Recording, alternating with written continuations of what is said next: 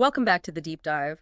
Our mission here, as always, is to take these, well, sometimes really complex ideas, stacks of research, Years worth sometimes. exactly, years worth, and boil them down, distill them into a framework that's functional, something you can grasp quickly and really use. Not just a surface skim, but a real informed understanding. Right. And today, wow, we're diving into a prophetic framework that's, well, it's ambitious.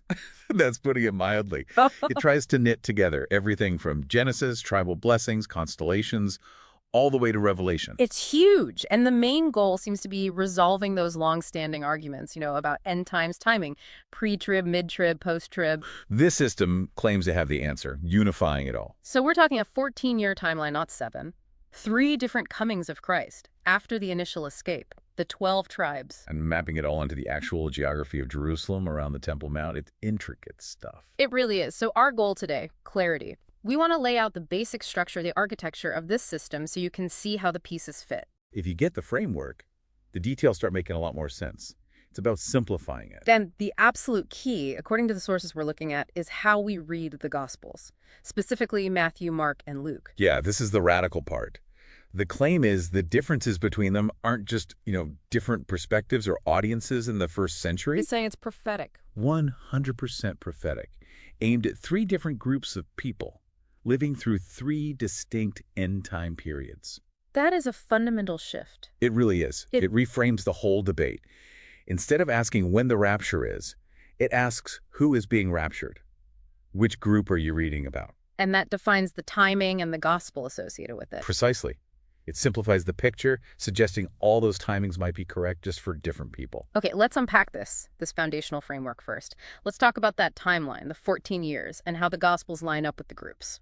Okay, so traditionally, everyone talks about the final 7 years, Daniel's 70th week. How does this material get to 14?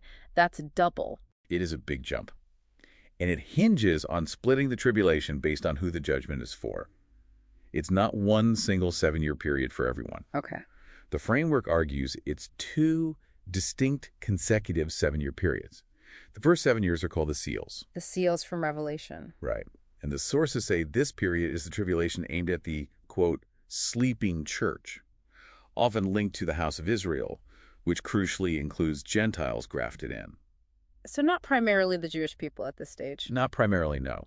The judgment during the seals is seen more as corrective, preparatory maybe, designed to wake up that sleeping group. Makes sense. Judgments on the earth, systems breaking down, things to get people's attention. Exactly. Things that drive people towards repentance, hopefully. Now, immediately after those 7 years of seals finished, Then comes the second half. then you get 7 years of trumpets. And this period, the sources are clear, is the intense tribulation aimed primarily at the house of Judah, the Jewish people who are still there, right to the end. So the focus shifts dramatically. Completely. This is where you see the full strength of God's wrath being poured out, specifically focusing on Israel and Jerusalem. Much more intense. Okay, so seals for the sleeping, church grafted in Gentiles for 7 years.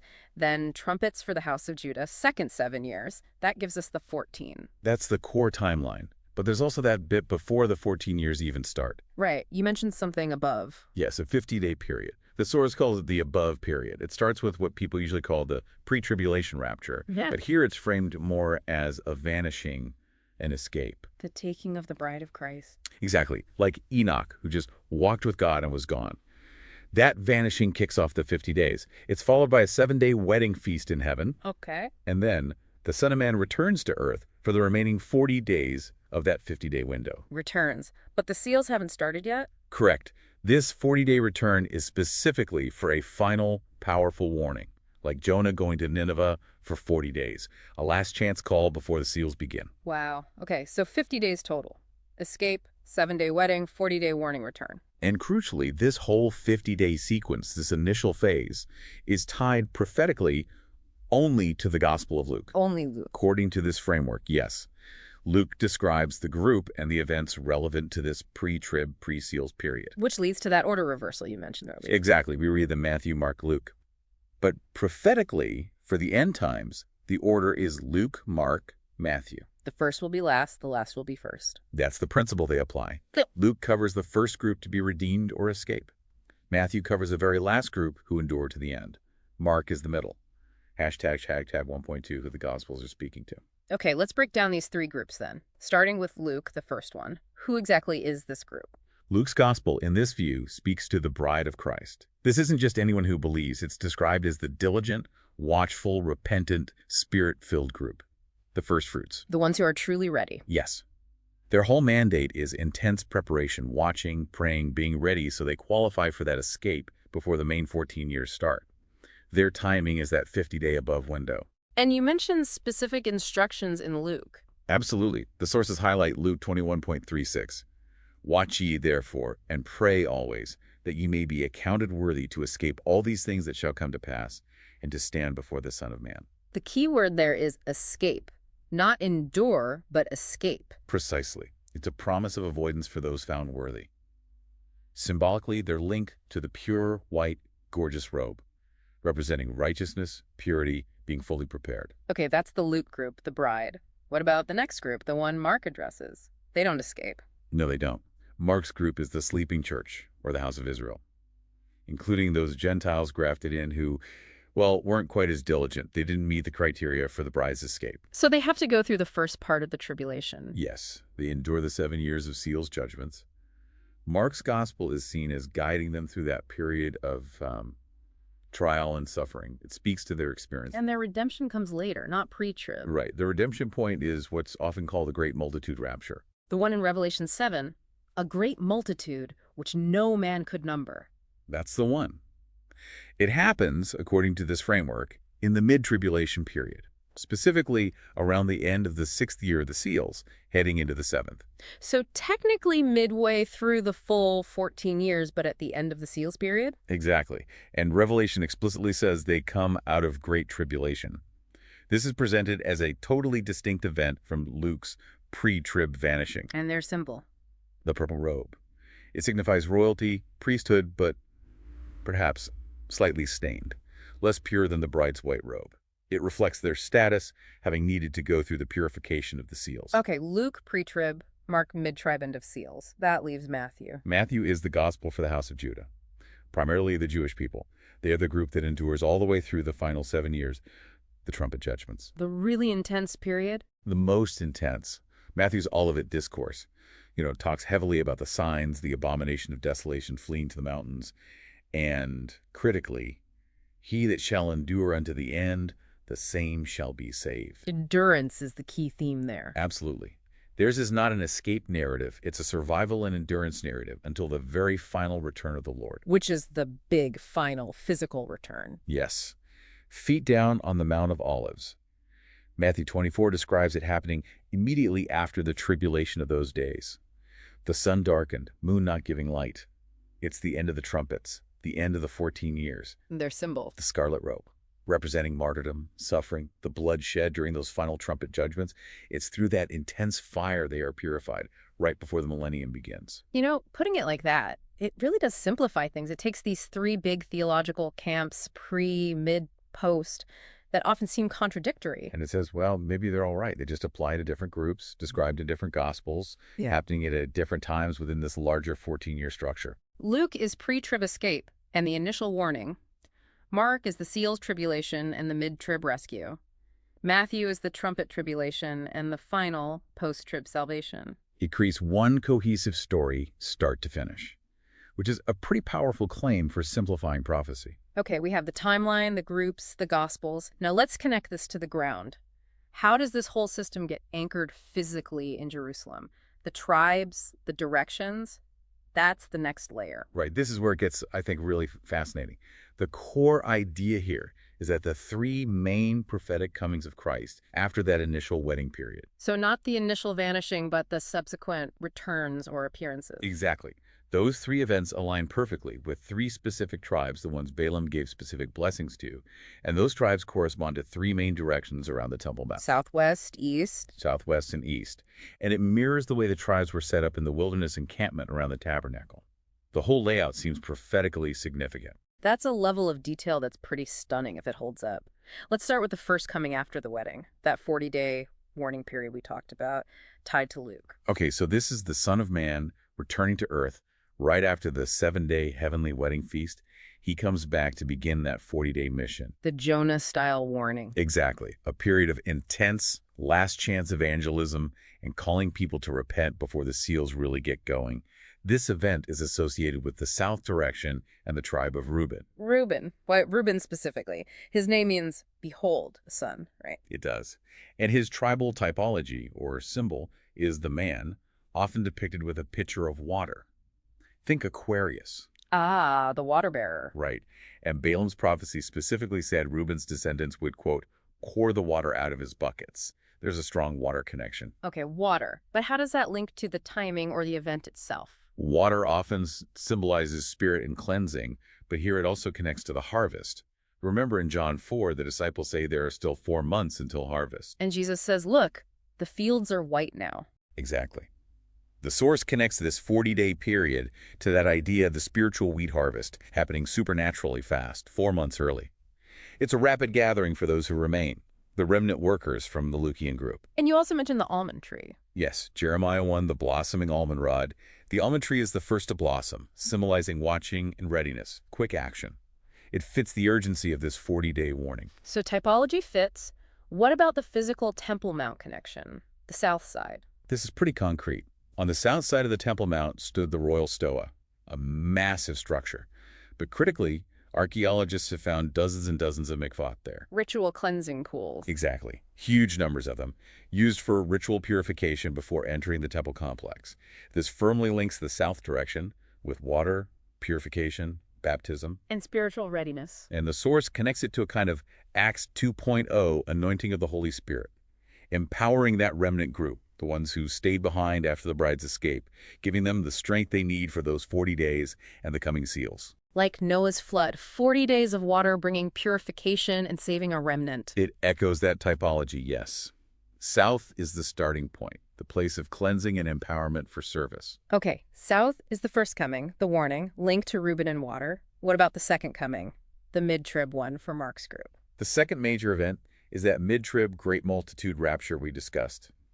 Happening around the end of the 6th year of seals, this one is tied to the west direction and the tribe of Ephraim. Ephraim, part of the house of Joseph. Why Ephraim out of the tribes on the west? Ephraim's symbol is the ox, sometimes the unicorn representing strength, service, sacrifice. He's often linked typologically with Messiah ben Joseph, the suffering servant aspect of the Messiah. Okay. But this coming isn't just about suffering. It's about the Lord arriving in power as both high priest and king. Like Joshua Yeshua, same name, who led Israel across the Jordan into the Promised Land after their wilderness trials. It's a redemptive arrival. Leading them into their inheritance and what happens right when this coming occurs. The sources link this moment directly to the destruction of the beast's initial power structure, the 10 Kings Confederacy in the war, described in Ezekiel 39. It's a major turning point. And the Lord comes with something. Yes, crucially, he comes with heavenly Mount Zion. This isn't just him appearing, it's the arrival of the place prepared for that great multitude. Ah, connecting to Revelation 6. Exactly. Where the kings of the earth are terrified, crying for the mountains and rocks to fall on them. Why? Because they are seeing the arrival of this immense heavenly reality, the place where the redeemed are being gathered. It explains the worldwide panic described there, and geographically, the West. Mount Zion, the actual physical hill in Jerusalem, is located just west of the Temple Mount complex. Okay, that's direct. It's a direct geographical marker. The Lord comes with heavenly Mount Zion to gather the multitude, and the physical Mount Zion sits to the west. Plus, in the traditional camp layout, Ephraim's banner, the ox, faced west. It all lines up directionally. South for the warning, Reuben man. West for the mid-trib rescue, Reefer ox. That leaves the final big return, east. This is the third and final coming discussed in this framework, the one tied to Matthew's gospel, the group that endures the trumpets.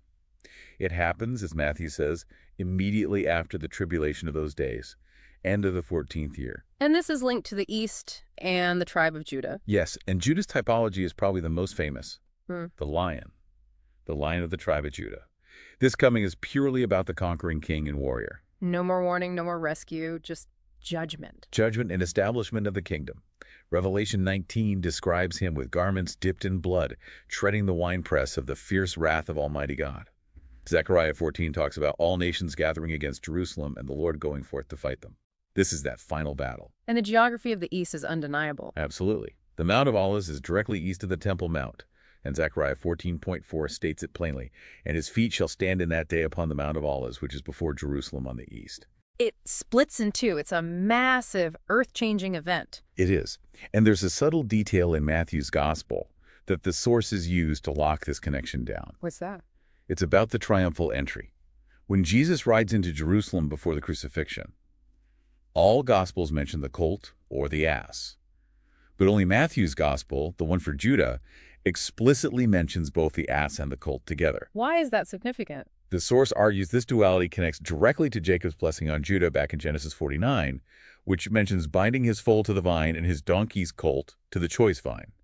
It's seen as a specific prophetic marker linking the fullness of Judah's kingship, represented by both animals, uniquely to Matthew's account, and thus to this final Eastern coming. Wow, that's specific. So, okay, here's where it gets really interesting, as you said. Right. That simplification emerges again. Right. The three redemptive comings, Man, Water, South Reuben, Ox, West Ephraim, Lion, East Judah, perfectly map onto the three time periods and the three Gospels, Luke, Mark, Matthew. It takes all these disparate pieces, tribes, directions, prophecies, gospel accounts, timings, and weaves them into one single, geographically anchored narrative for the entire 14 years.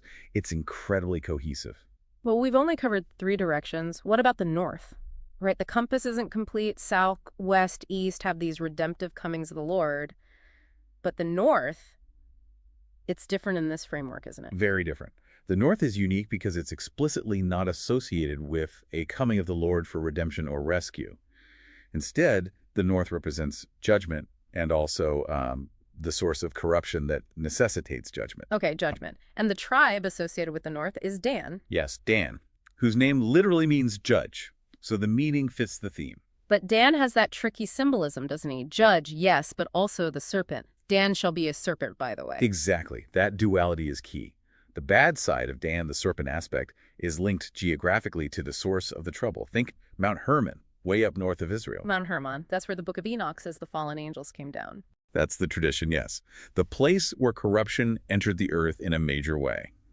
And Jeremiah 1 explicitly prophesies, out of the north an evil shall break forth upon all the inhabitants of the land. So the north is directionally where the opposition, the evil, originates from, both historically and prophetically. That's how the framework presents it.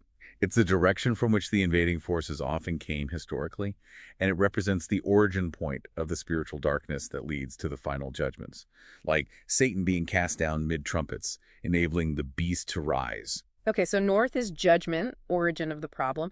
But you mentioned a good side of Dan. How does that fit with the 144,000? Ah, yes.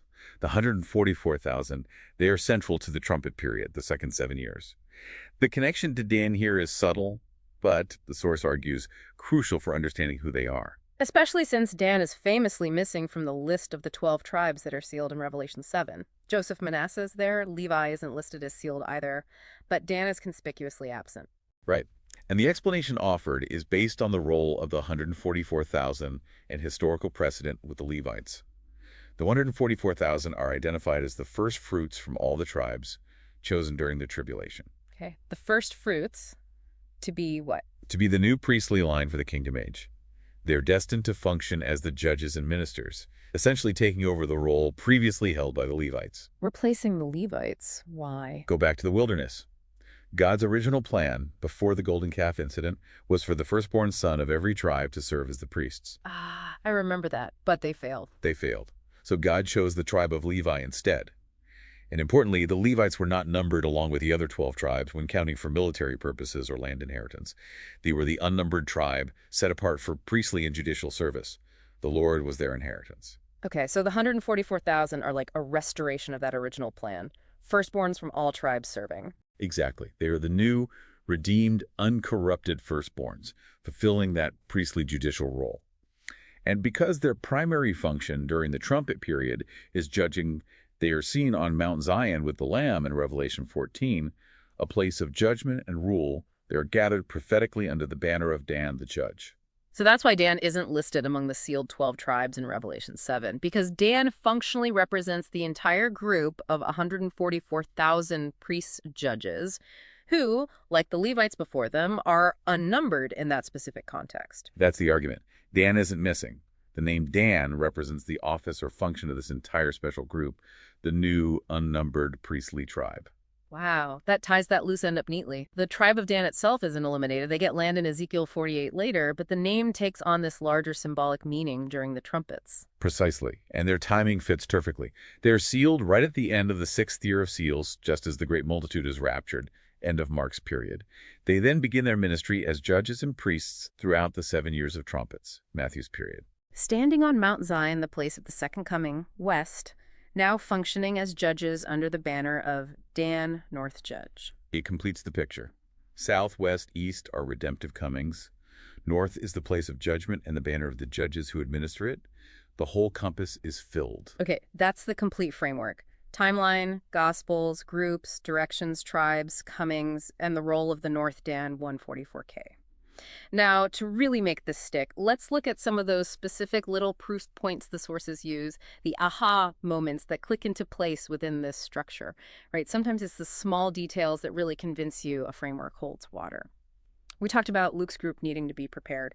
Let's start with that instruction about the loin belt. Yeah, the source material puts a lot of emphasis on the armor of God in Ephesians 6, and specifically the very first piece mentioned. Stand therefore, having your loins girt about with truth, the loin belt or girdle. Why so much focus on the belt? Because in Roman armor, the belt, the cingulum, was foundational. It held the tunic up, it often had strips hanging down for protection, it helped secure the breastplate, and crucially, it was where the sword hung.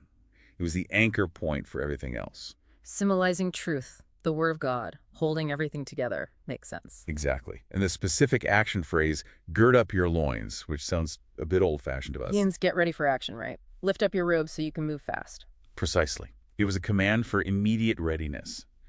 Now, here's the kicker. That specific instruction, have your loins girded about, using that particular Greek construction, Strong's G4024, perizon numi, where does it primarily appear in the context of end times readiness? Let me guess.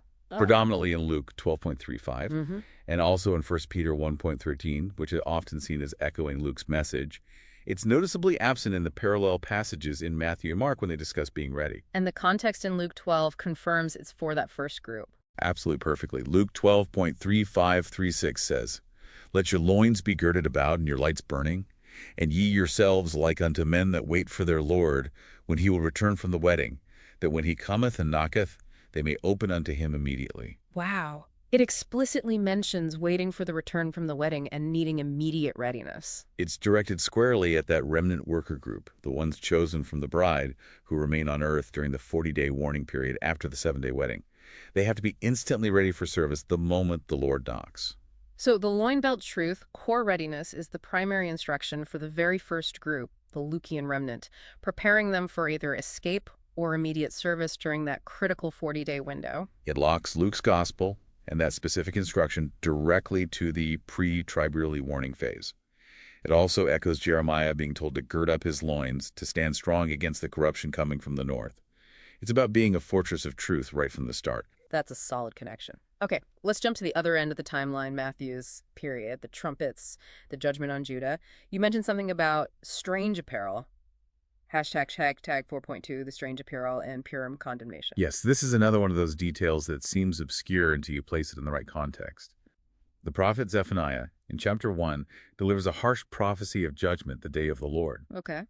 And in verse 8, God says, he will punish the princes, the king's children, and all such as are clothed with strange apparel.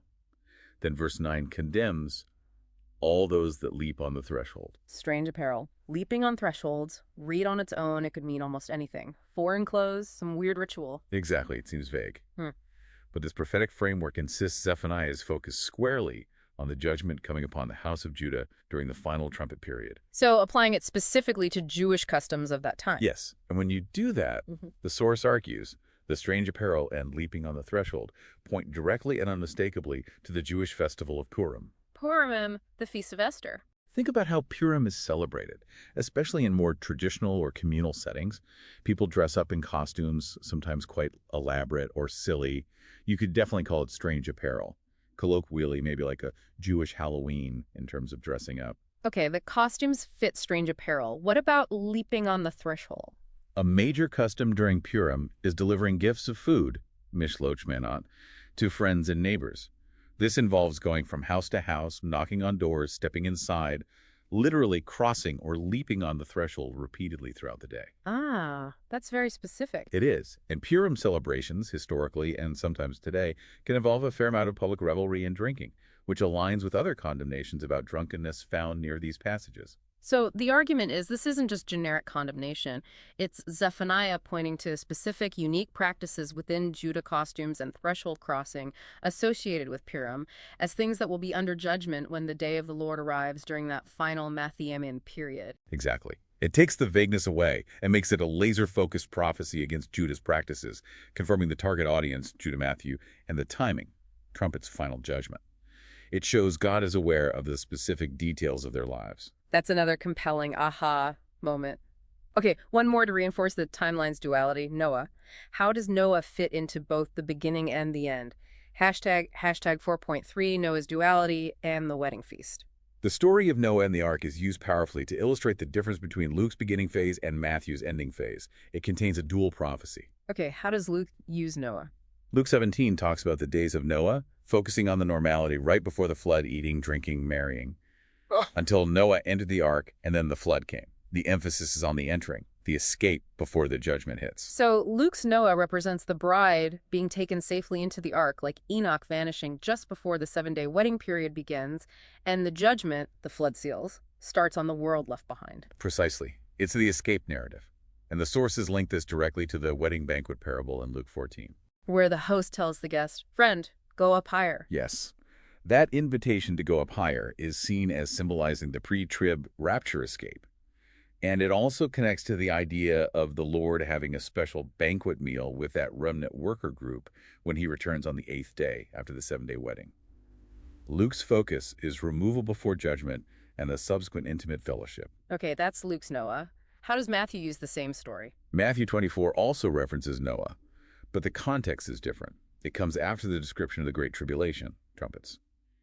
Matthew's focus is on the judgment aspect. So shall also the coming of the Son of Man be. As the flood came and took them all away unexpectedly, so will the final return be a sudden judgment on the wicked. So Matthew uses Noah not for the escape into the ark, but for the floodwaters of judgment sweeping away the unprepared at the very end. Exactly. It's the judgment typology repeated right at the conclusion of the 14th year, coinciding with that final, public, Jewish wedding celebration that happens on earth after the Lord returns, and the simultaneous final destruction of his enemies. Feet down return, worldwide judgment. So we have the dual focus again. Luke uses Noah for the pre-trib escape before the wedding. Matthew uses Noah for the post-trib judgment after the tribulation, coinciding with the final wedding. It perfectly mirrors the two ends of the 14-year framework. Luke gives the instructions for getting ready to escape. Matthew gives the instructions for enduring until the final judgment falls. Seeing Noah through both lenses reinforces the whole structure. These details really do seem to click into place once you have that overarching framework of the three Gospels for three groups and three times. It avoids trying to force one single interpretation onto everything. It allows each detail, even seemingly contradictory ones like the Noah accounts, to have its proper place and meaning within the larger narrative flow. The complexity resolves into a kind of elegant simplicity. Hashtag outro. This has been quite the journey through a really dense prophetic system, but hopefully laying it out this way helps make it more manageable. Let's just quickly recap the core framework we've built today. Absolutely. We started with the idea that the end-time tribulation isn't just 7 years, but 14, split into 7 years of seals. For the sleeping church, the house of Israel, covered by Mark's gospel, leading to a mid-trib rapture. Right.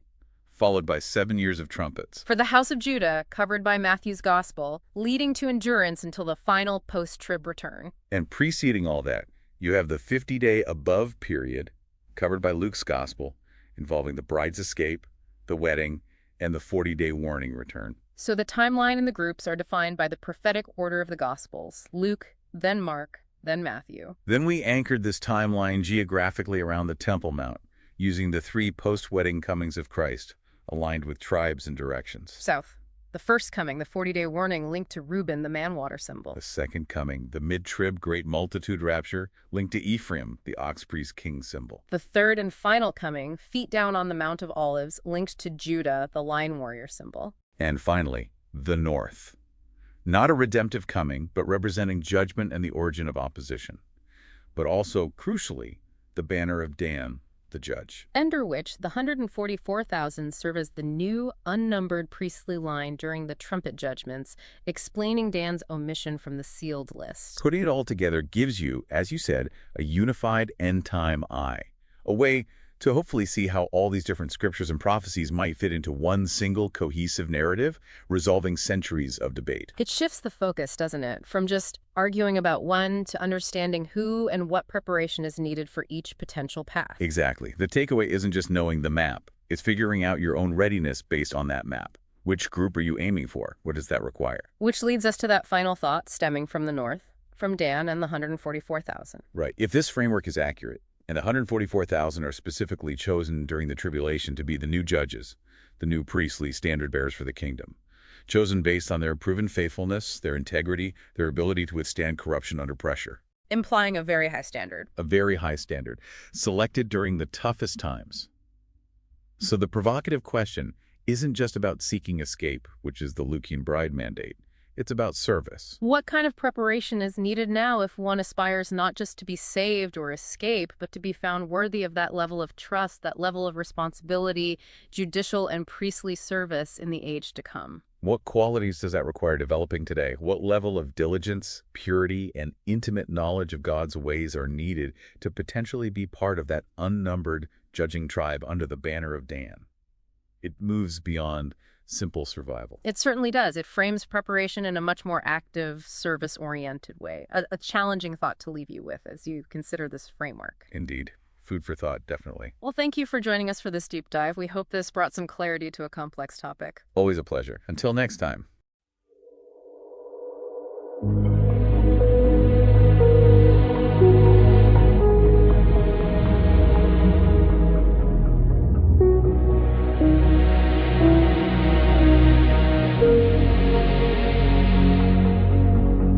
Upon the hills where the stories twine, Jerusalem stands a jewel in time. Her stones tell tales of faith and strife. In her embrace one finds new life. All the tribes of Israel, who they are, it's hard to tell. In every land across the sea, your best friend he may be, or the reflection in your well, are all the tribes of Israel.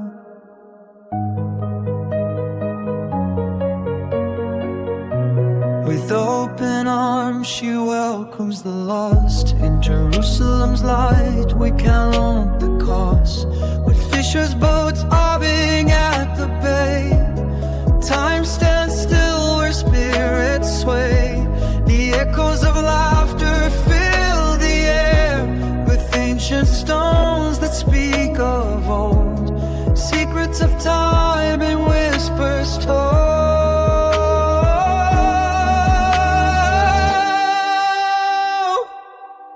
All the tribes of Israel, who they are, it's hard to tell.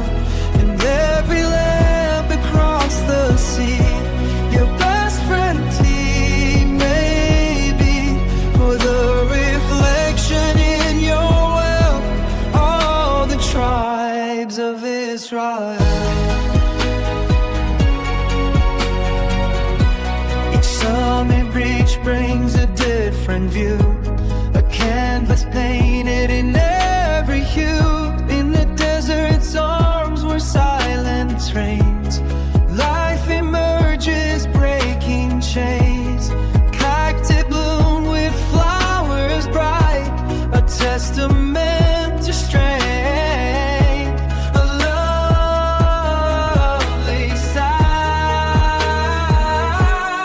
All the tribes of Israel, who they are, it's hard to tell.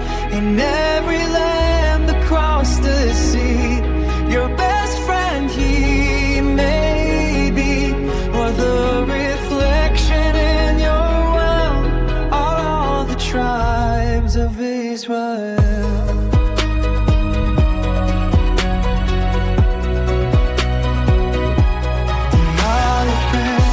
token of peace.